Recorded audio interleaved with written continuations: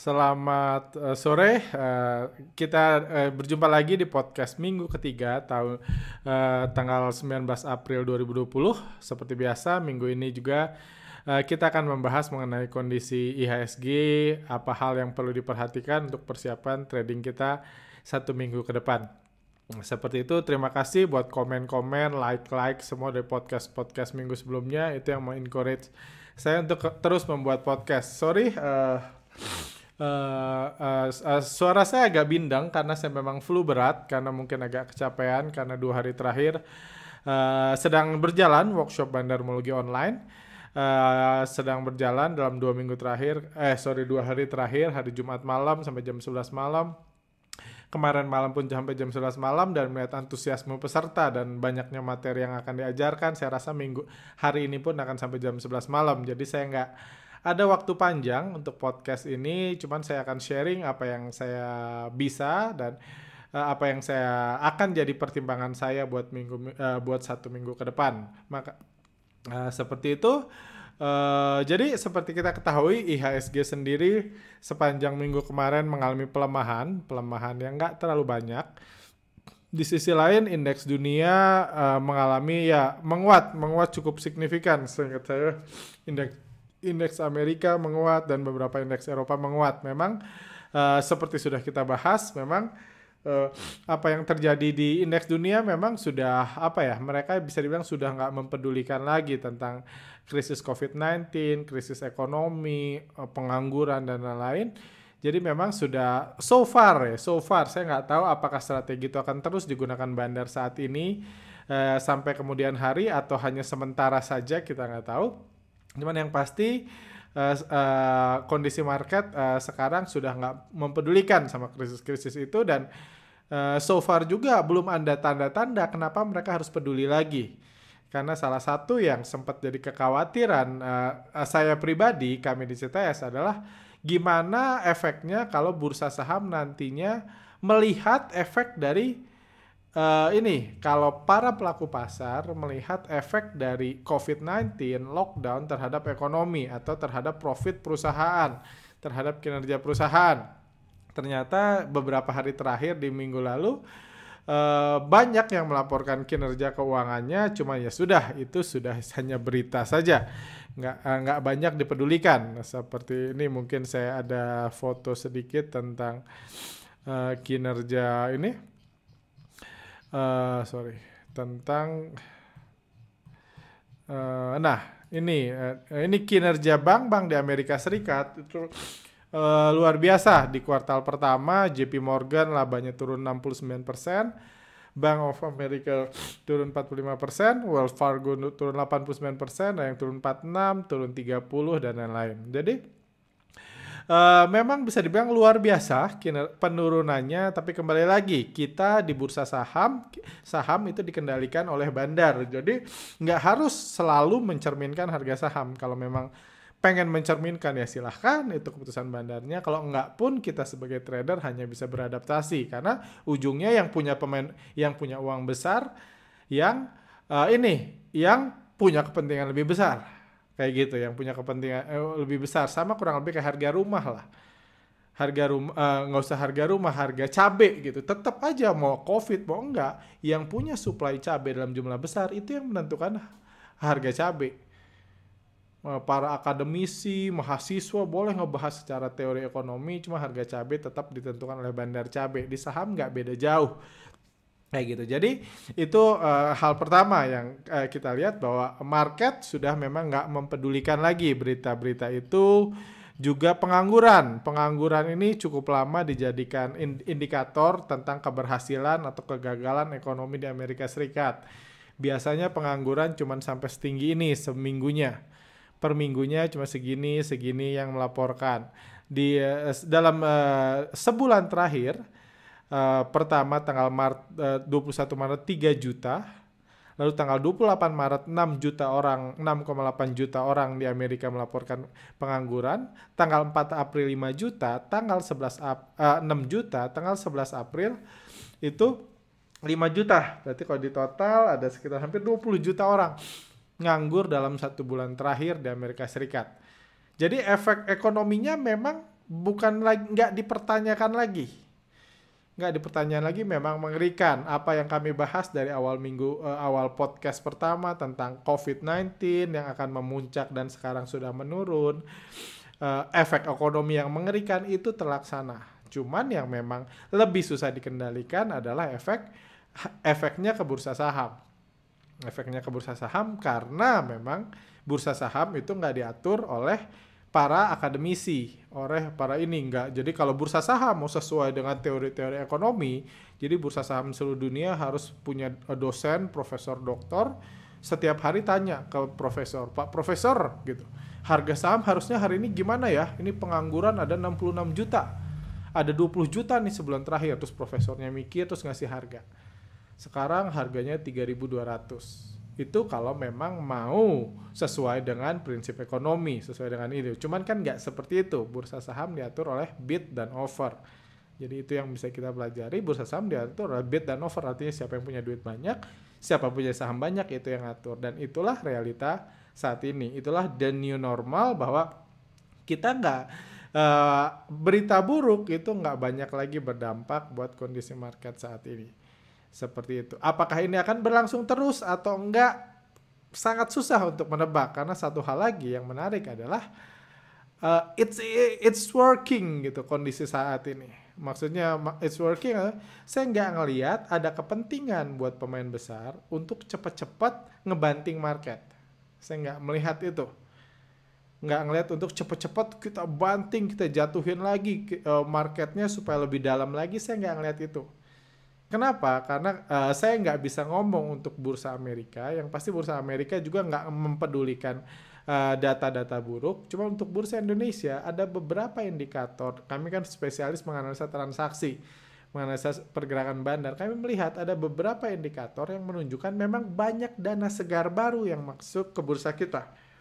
Jadi ada begitu banyak dana segar baru yang masuk, dan dana segar itulah yang dimanfaatkan. Dana segar baru artinya kan cash baru. Artinya cash baru yang masuk. Cash baru itu mau dipakai buat beli saham. Beli sahamnya bebas.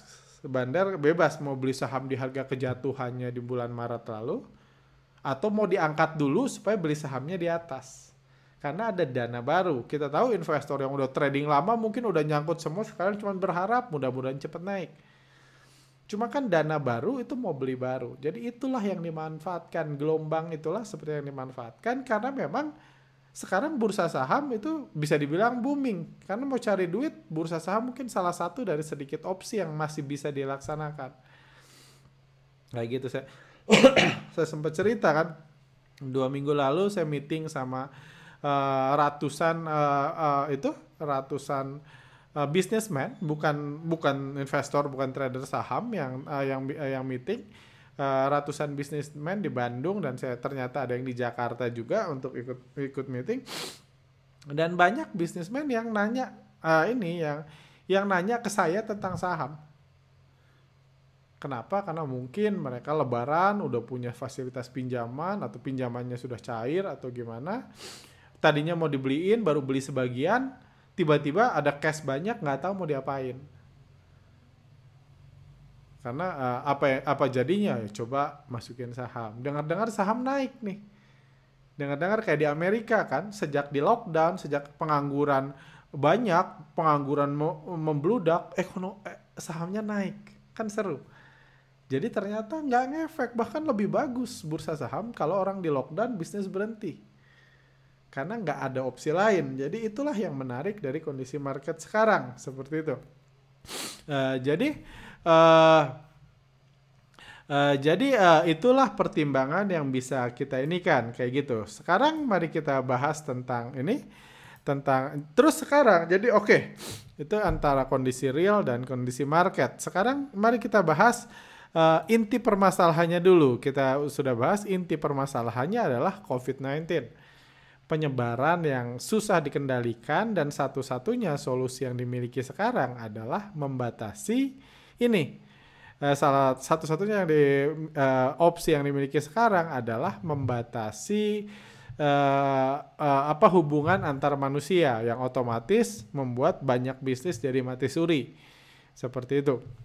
Jadi penyebarannya seperti diprediksi juga, karena memprediksi ini jauh lebih mudah daripada memprediksi rencana bandar. Ke depan seperti sudah diduga, seminggu terakhir kita diinikan oleh berita melambatnya penyebaran di dunia negara-negara besar, which is sudah sangat predictable juga. Kita sudah terus membahas itu, dan memang ya itulah yang terjadi. Misalnya di Amerika penyebaran hariannya sudah mulai melandai, sempat naik penyebarannya. Nah, kita lihat sudah mulai melandai 2 minggu terakhir, sekarang udah pelan-pelan turun. Kayak gitu. Jadi ini sesuatu yang udah bisa dibilang hampir pastilah kalau orang dibatasi, di lockdown akan melandai. Kita lihat di Italia dan di Spanyol yang sedikit mendatangkan kekhawatiran ketika mulai ada rencana-rencana membuka lockdownnya, ada pertumbuhan jumlah kasus, seingat saya di Spanyol dan di Italia. Nah, ada tren mulai naik lagi nih. Ini yang bisa jadi bahaya. Minggu lalu kami bahas tren penurunannya terlihat lebih lambat di Spanyol dan di Italia daripada di China. Which is sekarang pun semakin terbukti, bahkan terlihat masih dalam fase landai atau tren penurunannya lebih lambat. Jadi lockdownnya harusnya lebih lama dibukanya, artinya ekonominya akan lebih lama lumpuh seperti itu, atau dipaksa sebelum bersih udah dibuka. Itu ini kita lihat di Italia misalnya. Di Italia juga kurang lebih sama.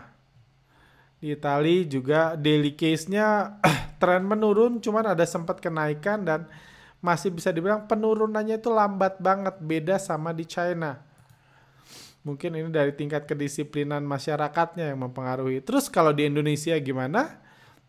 Di Indonesia kita seperti dibahas, Indonesia belum masuk fase mana-mana.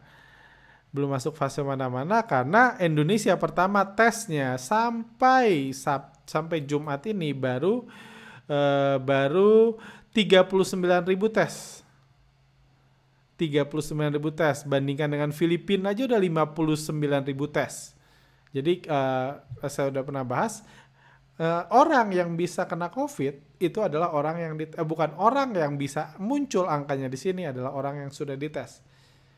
Nggak mungkin orang positif COVID-19 kalau belum dites COVID-19. Dan Indonesia tesnya sedikit, jadi nggak mungkin banyak yang kena. So far baru dari jumlah tes ini dibagi jumlah penduduk Indonesia, rata-rata cuma 144 orang yang dites dari 1 juta populasi di Indonesia. Jadi kalau kita lihat ke atas, Indonesia itu paling kecil. Paling besar seingat saya Swiss itu ngetes 25.000 orang per tes. Ini Brazil 296. Ini negara besar juga dan penduduk banyak, udah 36.000 kalau ditesnya 296. Ini juga panas, negara panas. Saya pernah cukup lama tinggal di Brazil. Suhunya banyak yang panas. Jadi suhu dingin sama panas ternyata nggak terlalu memberikan dampak yang besar. India juga cukup panas, 270 per orang. Udah terkena 16.000. Indonesia baru berapa sampai saat ini? Baru 6.200 karena yang ditesnya baru 144 per 1 juta. Jadi kalau udah 2 kali lipat jumlah tesnya, ada kemungkinan jumlah yang terjangkitnya pun 2 kali lipat. Jadi that's the problem di Indonesia. Indonesia baru mulai PSBB. Cuman sayangnya tes massalnya belum mulai, PSBB-nya sudah dimulai.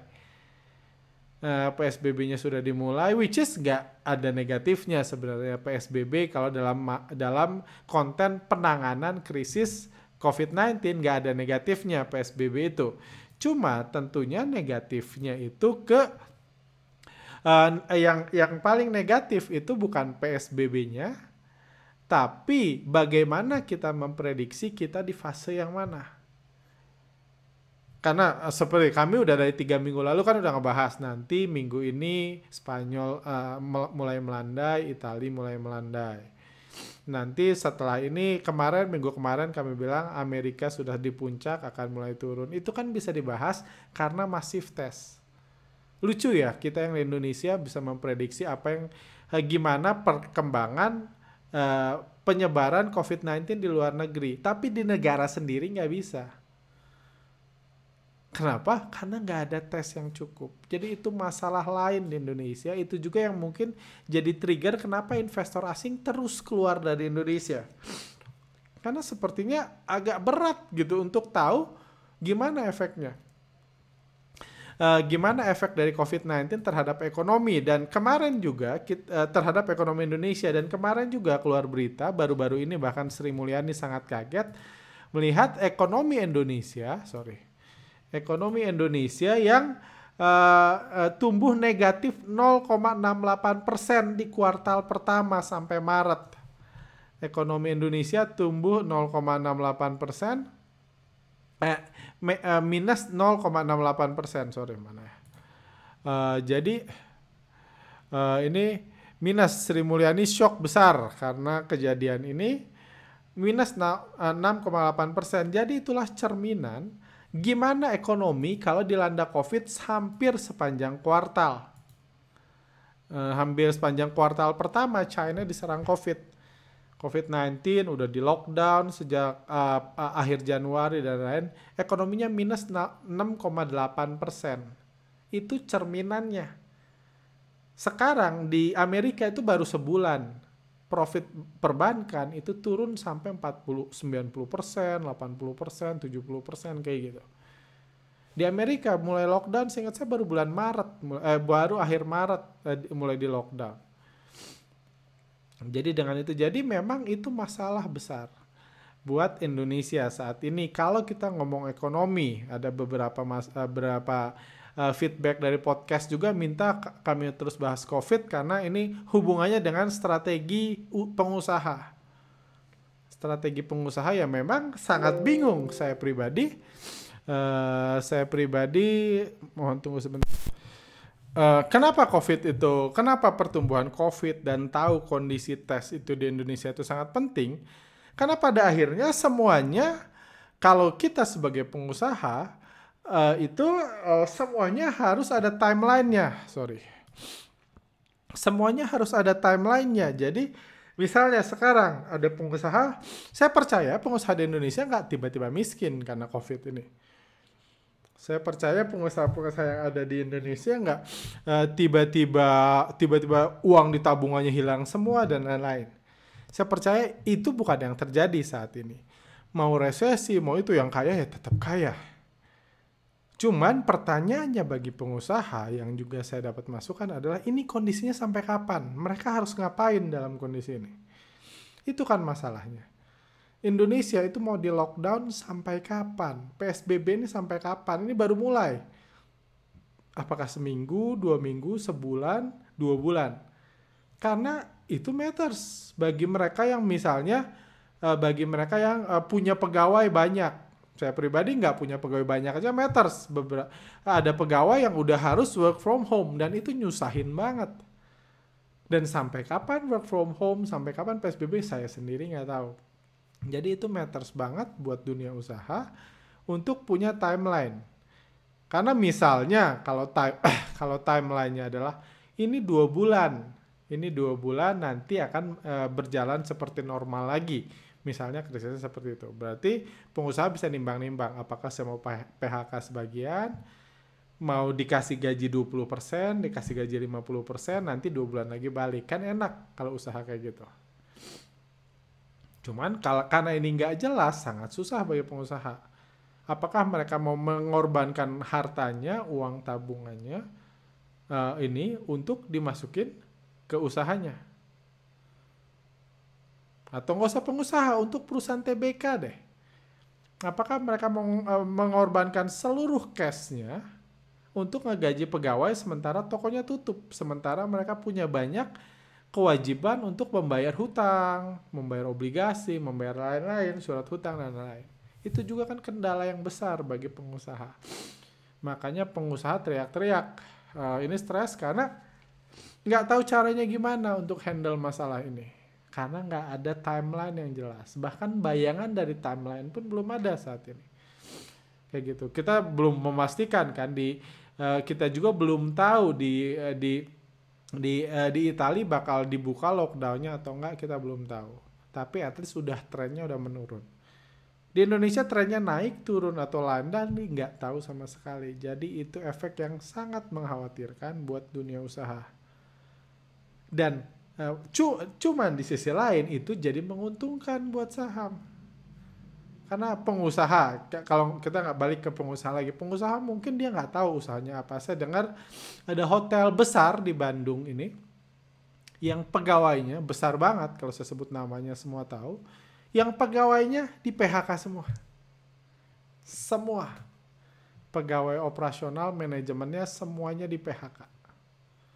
Jadi dia nggak expect lagi ini cepat, dia nggak expect lama, keputusannya kita PHK semua. Bukan TBK, untungnya bukan perusahaan terbuka. Kita pecat aja semua. Nanti kalau udah kondisi krisis berakhir, orang udah mulai rame lagi, mulai datang ke Bandung lagi, baru mulai lagi dari nol. Which is sebenarnya saya nggak bisa nyalahin pengusaha itu ngambil keputusan itu, karena itu menyelamatkan dia kan. Kalau dia masih punya cash flow, dia masih bisa fokus bayar cash flow-nya. Kalau punya utang, mungkin itunya dibayar pakai hutang. Nggak usah buru-buru daripada ngegaji pegawai yang nggak tahu dia suruh kerja apa. Apalagi dunia bisnis, dunia hotel. Di sisi lain, pengusaha yang seperti itu, yang nggak mau gambling ngebayar gaji pegawai, ngebayar operasional perusahaan yang income-nya merugikan, di sisi lain dia cari nih dapat masukan dari mana nih? Kalau saya investasi di mana? Disitulah munculnya saham. Itu sebabnya saya dari beberapa indikator, saya melihat ada banyak dana segar baru yang masuk. Data saya nggak seakurat data dari sekuritas. Jadi kalau ada teman-teman analis sekuritas yang nonton podcast ini, silahkanlah buat analisa dari data, tunjukkan data transaksi klien baru Anda, tunjukkan seberapa besar datanya, jadi konfirmasi atau sanggah sekalian, which is saya sih senang-senang aja kalau memang Anda menunjukkan data. Sanggah sekalian, nggak benar kata creative trader, nggak ada nih, sini saya buktinya transaksi nasabah baru cuman segini, itu nggak besar dibanding total transaksi. Kalau itu ada datanya kan lebih enak. Karena saya nggak bisa ngehack database sekuritas untuk tahu realnya berapa. Saya hanya pakai beberapa indikator yang biasa kami gunakan sebagai retail. Cuma kalau ada analis sekuritas mau menyanggah atau menunjukkan, saya sangat-sangat welcome. Jadi janganlah analis sekuritas kan punya banyak data penting tuh, masa harus ngeliatin candlestick mulu, kan gak seru. Candlestick cuma kotak-kotak doang kok gitu. Cuma kotak-kotak, atau ngeliatin laporan keuangan masa lalu mulu, kan gak seru. Jadi ini fakta yang menarik. Saya buat rekan-rekan yang analis sekuritas, teman-teman analis sekuritas mungkin bisa analisa, siapa tahu ini ide buat Anda. Kayak gitu. Jadi kita lebih fokus ke dunia real yang bisa membantu menjelaskan kenapa marketnya bisa naik terus di tengah ekonomi yang semakin buruk. Kayak gitu. Jadi itu juga ajakan kayak gitu. Nggak usah fokus mulu ngeliatin candlestick. Kita juga udah bisa kok ngeliatin candlestick, kan kalau nggak naik ya turun. Kayak gitu. Jadi kita bisa fokus coba kalau ada yang mau membuka data sekuritasnya, apalagi dia sekuritas retail, dia bisa menunjukkan misalnya ada berapa nasabah baru yang masuk. Kan nggak usah nyebut nama nasabahnya, nggak usah nyebut privasinya siapa, nggak ada juga yang minta nasabahnya kan, nama nasabahnya. Cuma Anda bisa masukin ini jumlah dana yang masuk segini, yang trading segini. Jadi kita bisa tahu apakah benar, apakah terbukti ada aliran dana segar atau enggak, karena itu bukan itu bukan ini kami hanya menggunakan memprediksi karakteristik dari transaksi dan beberapa indikator pergerakan retail yang bukan dari data resmi. Saya kalau diminta pengadilan untuk menunjukkan itu, saya bilang saya nggak bisa buktikan. Ini beberapa indikator yang bisa membuktikan tentunya adalah teman-teman dari sekuritas. Jadi saya sih menunggu banget apakah benar seperti itu atau enggak. Karena kalau enggak, mungkin kenapa market naik? Karena mungkin para big player tahu something yang kita nggak tahu. Selama ini kita ngerasa tahu nih kondisi market seperti apa. Selama ini kita ngerasa tahu kondisi market itu seperti apa, kita ngerasa tahu. Kita ngerasa tahu COVID-19 udah bertumbuh dan mulai melandai di Amerika. Kita tahu kita tahu di Eropa ini, kita tahu di Indonesia kayak gini, kita tahu, merasa tahu. Tapi mungkin ada yang kita nggak tahu, misalnya kalau sebenarnya vaksinnya udah ada.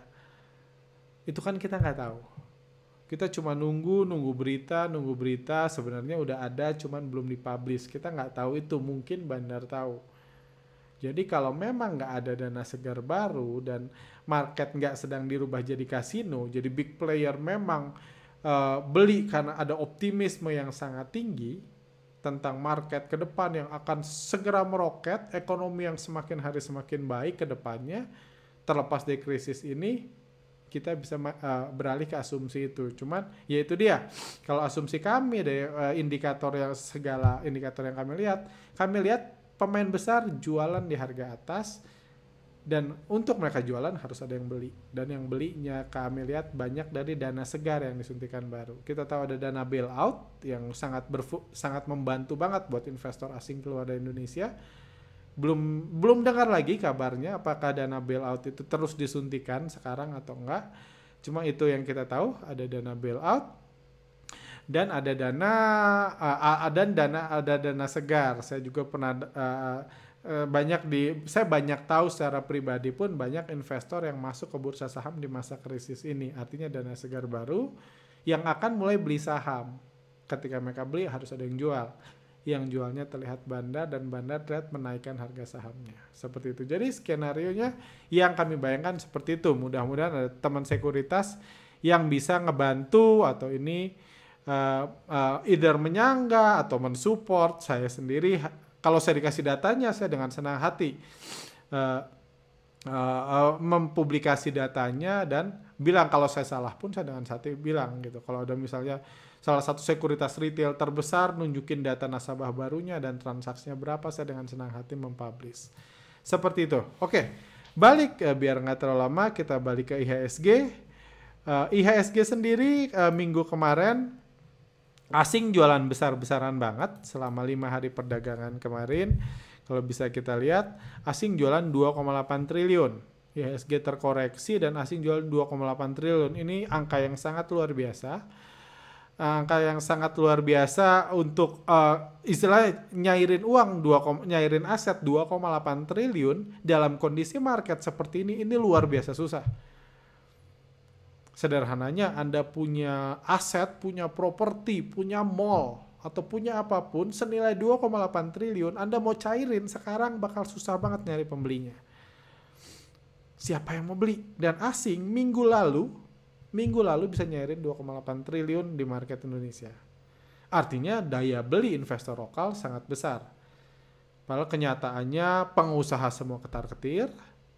Pengusaha semua ketar-ketir karena bingung harus gimana, PHK di mana-mana, ekonomi tumbuh, katanya Gubernur Bank Indonesia nangis-nangis tiap malam, Sri Mulyani kaget dengan pertumbuhan, jadi kondisi ekonomi nggak ada yang oke, tapi somehow asing bisa jualan 2,8 triliun di market Indonesia. Jadi ini juga mensupport adanya dana segar baru. Dan dengan seperti itu, seperti yang saya bilang bahas minggu lalu juga, kalau kondisinya kayak gini, saya memprediksi minggu depan market akan terkoreksi lagi. Minggu ini terkoreksi, saya memprediksi minggu depan terkoreksi lagi. Sebenarnya, kalau Jumat kemarin marketnya jatuh lagi, kita tahu Jumat kemarin marketnya naik 3% lebih.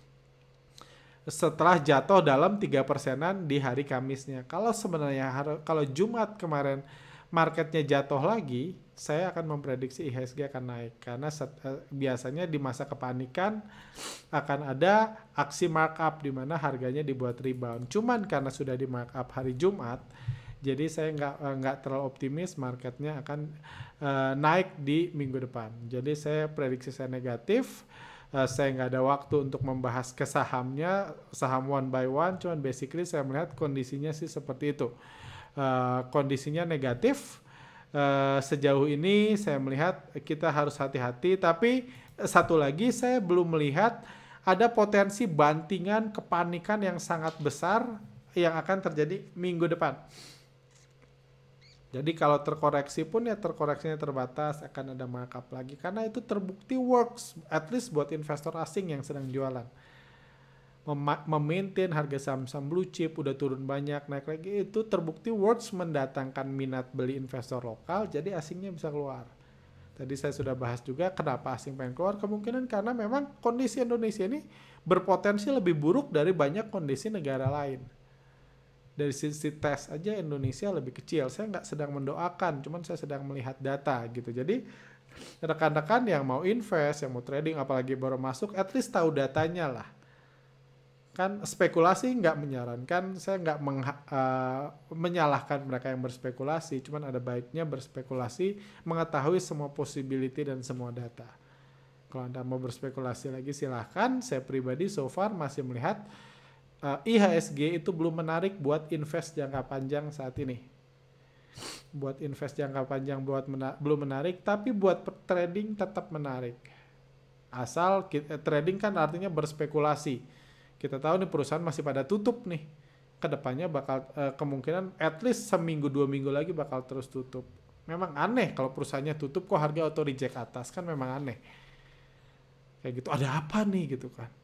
Ada apa? Kenapa perusahaannya tutup gitu, auto reject atas. Beberapa tahun lalu ada perusahaan yang tutup auto reject bawah terus sahamnya. Cuman itu udah bukan, ini new normal. New normal di mana bursa saham jadi solusi, jadi istilahnya kesayangan lah. Jadi solusi invest. Itu new normal. Cuman saran saya bagi yang sekarang trading, bagi Anda yang lagi trading saham, lagi trading ini, saran saya lupakanlah kondisi harga saham yang tertingginya di awal tahun ini. Kita tahu IHSG di 6.300, 6.400 di awal tahun ini. Jangan selalu expect harga akan balik ke situ. Ini new normal. New normal di mana karena kalau kita pelajari dari semua riset-riset atau semua pakar-pakar yang meneliti virus dan ekonomi, sama sekali belum ada indikasi market kondisi ekonomi akan kembali seperti normalnya di awal tahun 2020 lalu. Belum ada satupun yang optimis ke situ. Optimisme baru akan ke situ, baru akan bisa ke situ lagi nanti setelah vaksin dibuka. Setelah vaksin ditemukan, which is beritanya simpang siur, tapi yang pasti beritanya memang simpang siur, cuma yang pasti kita tahu terlepas dari berita simpang siur, yang pasti so far belum ada indikasi vaksin ke arah situ. So far WHO belum bilang apa-apa selain 12 bulan sampai 18 bulan akan ditemukan. Atau kalaupun ditemukan, itu semua baru uji coba, baru ada yang memasuki uji coba kedua. Uji coba kedua itu harusnya beberapa bulan setelah saya baca. Setelah itu harusnya ada uji coba ketiga. Tapi mungkin karena di masa pandemik, uji coba ketiganya dicoret. Jadi uji cobanya langsung ke orang. Langsung ke orang dicek. Jadi itu ada resiko kan. Karena jangan lupa yang divaksin itu yang belum kena. Jadi akan ada orang, Anda saya coba ya. Dan percobaan uji coba ketiganya langsung ke orang biasa itu pun gak mungkin langsung ke 1 miliar orang kan. Gimana kalau setelah divaksin mati semua setelah setahun ke depan? Atau ternyata setelah 7 bulan mati dong yang divaksin. Gak mungkin vaksinnya disuntik ke 1 miliar orang. Jadi uji coba ketiga, kalaupun ada vaksin yang langsung dicobain ke publik tanpa melewati uji coba ketiga, harusnya itu akan dicoba dalam jumlah orang yang jauh lebih sedikit. Indonesia masih jauh sampai dapat. Kalaupun vaksin itu works, misalnya ada yang bilang di bulan September bisa disuntik ke 1 juta orang. Berarti 1 juta orang itu nekat nih. 1 juta orang yang nggak kena COVID, jangan lupa yang divaksin adalah yang nggak kena COVID. Ini bukan obat. Yang belum kena COVID divaksin, terus disuruh dikenakan dengan virus COVID-19. Which is a long way to go. Kalaupun nggak nanti bulan Juni tahun 2021 baru dimulai vaksin, kalaupun di tengah ada banyak kendala yang bisa terjadi. Seperti itu. Jadi kita harus hati-hati dan kita harus menyiapkan diri kita. Bagi yang mau berspekulasi, hati-hati jangan sampai cash flow Anda bermasalah karena bisnis Anda bermasalah. Nggak ada ini, trading saham tiba-tiba dibanting nanti sama bandar, Anda cash flow Anda bermasalah, jadi harus jualan saham untuk memenuhi kebutuhan sehari-hari. Itu sangat bahaya. Itu sangat bahaya karena kita belum tahu nih timelinenya kapan. Kayak gitu. Jadi IHSG prediksi saya untuk minggu depan masih akan turun. Saya juga sudah jawab ke CNBC. Marketnya masih akan ini. Saya coba kirim ulang. Saya prediksinya masih turun untuk minggu depan. Seperti itu. Sebentar, saya coba kirim jawaban saya ke CNBC via ini. Contekan saya. Nah, masih bearish. Prediksi saya untuk minggu depan masih bearish. Seperti itu. Ada berita-berita penting lagi so far selain Warren Buffett yang sudah mulai cut loss. Saya rasa itu berita-berita yang menarik diperhatikan. Jadi saran saya tetap hati-hati.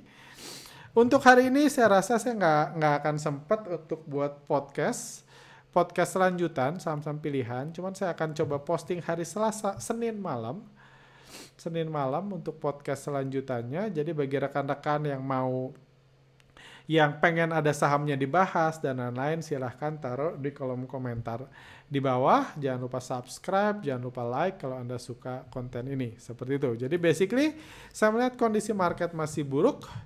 Saham-saham hindari saham-saham ini menurut saya saham-saham blue chip, apalagi kalau mindset Anda jangka panjang atau nggak usah jangka panjang deh, 3-6 bulan ke depan itu many things can go wrong dalam 3-6 bulan ke depan. Kalau investasi saya belum menyarankan untuk beli saham-saham blue chip saat ini. Kalau Anda mau trading, ada beberapa saham beberapa saham blue chip terlihat masih terus dijual. BBRI yang kemarin di markup setelah jualan besar-besaran, mungkin 1-2 hari masih bisa rebound, cuman itu pun hanya jangka sangat pendek. Lebih baik fokus ke saham-saham yang dibandari oleh bandar-bandar lokal, terlihat lebih lebih nekat. Bandar lokal itu lebih nggak peduli sama COVID-an. Saham-saham gua kenapa harus fokus ke COVID, seperti itu. Oke, saya rasa itu buat ini. Jadi saran saya kita act like it's a new normal. Jadi anggap ini kalau Anda mau trading, ini kondisi yang luar biasa berbeda. Nggak usah pakai ilmu-ilmu di masa lalu, maksudnya ilmu fundamental, mikirin krisis, mikirin ininya gimana. So far market belum ke arah situ, dan saya lihat belum ada. Kalau saya menjadi bandar pun saya nggak akan banting dalam waktu singkat. Banting itu maksudnya balik ke IHSG ke bawah 3.000. Kalau saya jadi bandar, saya nggak akan melakukan itu. Karena lebih menguntungkan kondisi kayak gini. Apalagi kalau saya takut kondisi ini semakin lama semakin panjang. Semakin berjalan panjang. Kenapa? Karena kalau kondisi ini berjalan panjang, nanti ke depannya ada potensi perusahaan-perusahaan yang gagal bayar obligasi. Perusahaan-perusahaan yang disuspend karena gagal bayar obligasi, atau perusahaan-perusahaan yang terpaksa bangkrut. Semakin ini panjang, arah ke situ semakin besar. So far belum ada yang arahnya ke situ karena baru sebulan kan. Yang adalah ketakutan manajemen, ketakutan pengusaha, pegawai yang di PHK, itu yang ada sekarang. Belum ada yang bangkrut. Tapi kalau ini terus berjalan, akan ada tuh perusahaan-perusahaan yang bangkrut. Akan ada perusahaan-perusahaan yang gagal bayar surat utangnya, gagal bayar reponya, dan lain-lain. Jadi sebagai bandar, sebelum itu terjadi, mendingan jualan dulu sekarang. Kalau mereka ternyata pesimistis, menganggap ini akan panjang. Kecuali mereka ternyata udah tahu sebenarnya udah ada vaksinnya, cuma kita belum tahu. Cuma saya pribadi memilih untuk nggak percaya seperti itu. Karena mungkin kalau ternyata vaksinnya udah ditemukan, kalau yang konspirasi teori misalnya vaksinnya sudah ditemukan, ini untuk mencari keuntungan, berarti jahat banget orang itu. Dan termasuk kalau bandar saham juga terkoneksi dengan informasi itu berarti sama jahatnya. Seperti itu. Oke, so far buat hari ini itu aja. Silahkan bagi yang mau komen, di komen. Bagi ada yang mau sahamnya dibahas, nanti untuk Selasa pagi silahkan ditaruh di kolom komentar di bawah. Juga jangan lupa like, subscribe, atau share kalau Anda merasa video ini bermanfaat buat rekan-rekan Anda juga. Seperti itu. Oke, so far buat minggu ini sampai sini. Stay at home, stay healthy. Sampai jumpa minggu depan. Thank you.